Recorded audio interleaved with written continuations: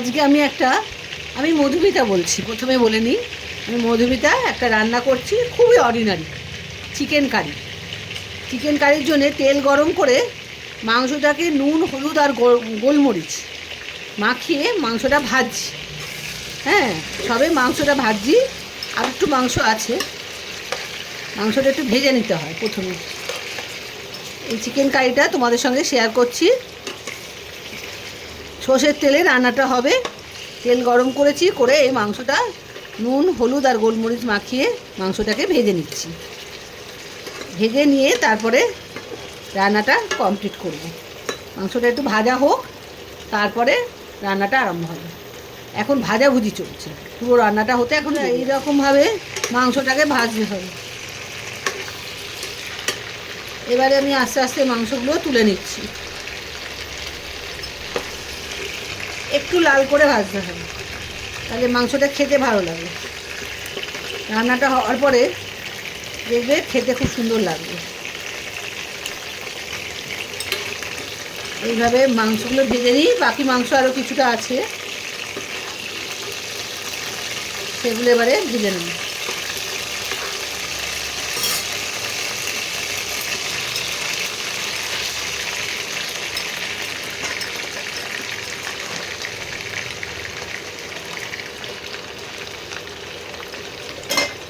এই মাংসগুলোকে এবারে ওই আগের মাংসের মতো করে ভেজে নিতে হবে। বন্ধুরা, সব মাংসগুলো ভাজা হয়ে গেছে। এইবারে মাংসগুলো এবারে রান্নাটা পুরো আরম্ভ করতে হবে।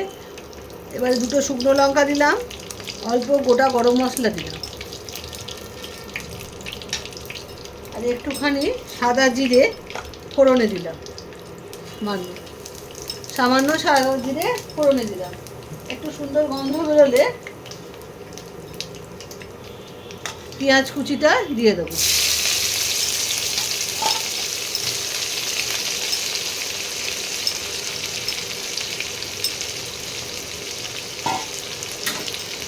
পেঁয়াজ কুচিটাকে একটু লাল লাল করে ভেজে নিতে হবে। ভেজে তারপরে অন্য মশলাগুলো দিতে হবে। পেঁয়াজ কুচিটাকে একটু লাল লাল করে ভেজে নিচ্ছি। কালারটা চেঞ্জ হয়েছে, এখন আমি টমেটো কুচিটা দিয়ে দেবো।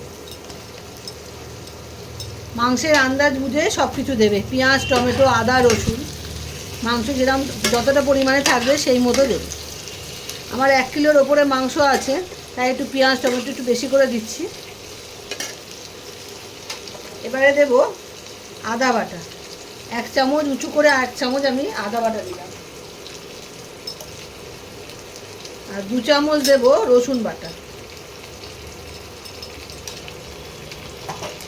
কাঁচা মশলাগুলোকে আগে কষিয়ে নিতে হবে, কাঁচা গন্ধটা চলে যাও, তারপরে গুঁড়ো মশলাগুলোও দেব।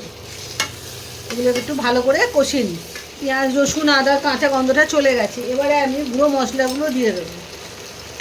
গুঁড়ো মশলার প্রথমেই আমি নুনটা দেব, আন্দাজ মতো নুন।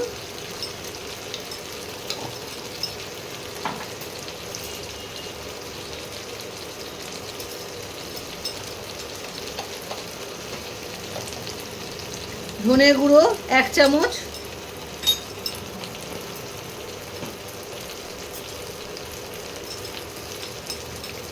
হলুদ গুঁড়ো আন্দাজ মতো,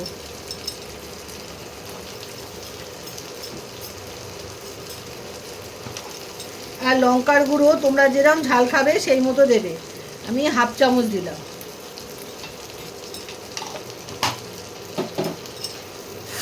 আবার এই মশলাটাকে, এবারে শুকনো মশলাটাকে ভালো করে কষিয়ে নিতে হবে যতক্ষণ না তেলটা ছাড়ে।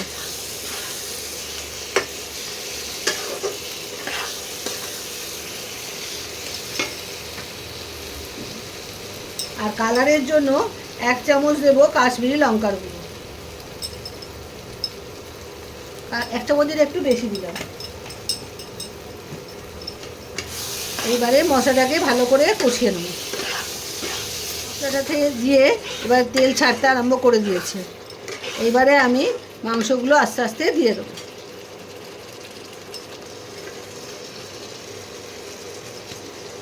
মাংস দিয়েও আর একটু কষাতে হবে, তারপরে জল দেব।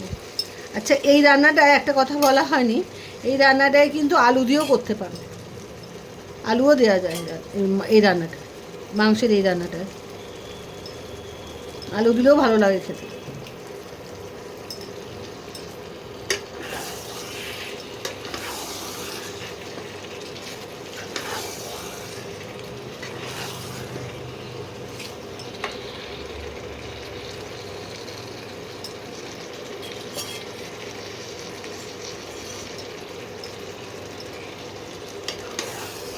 এবারে মাংসগুলো দিয়ে ভালো করে কষিয়ে নিই, তারপরে জল দেব।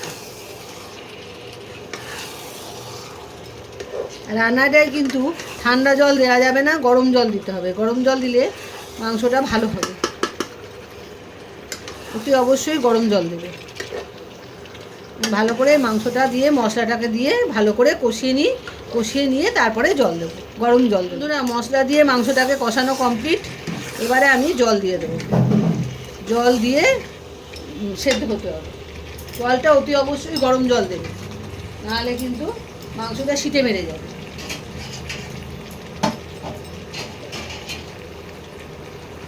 আমি এবারে আস্তে আস্তে জল দিয়ে দিচ্ছি।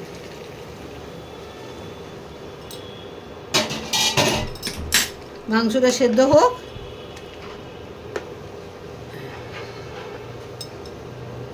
খুব তাড়াতাড়ি মাংসটা হয়ে যায়, অসুবিধা হয় না। ভাজা আছে তো মাংসটা, আর গরম জল দিয়েছি, অটোমেটিক খুব তাড়াতাড়ি রান্নাটা হয়ে যাবে। খেতেও দুর্দান্ত হয়।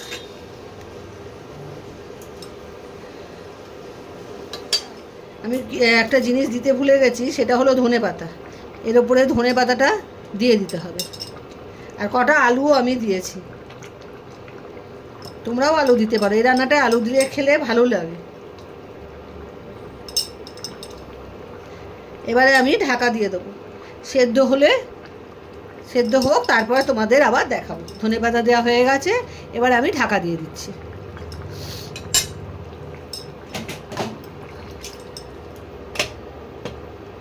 এবারে সেদ্ধ হয়ে গেছে, 10 মিনিট হয়ে গেছে। হ্যাঁ, মাংস সেদ্ধ হয়ে গেছে, এরাও সব সেদ্ধ হয়ে গেছে।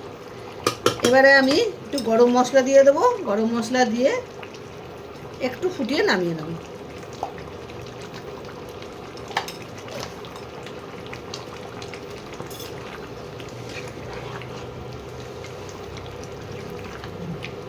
একটু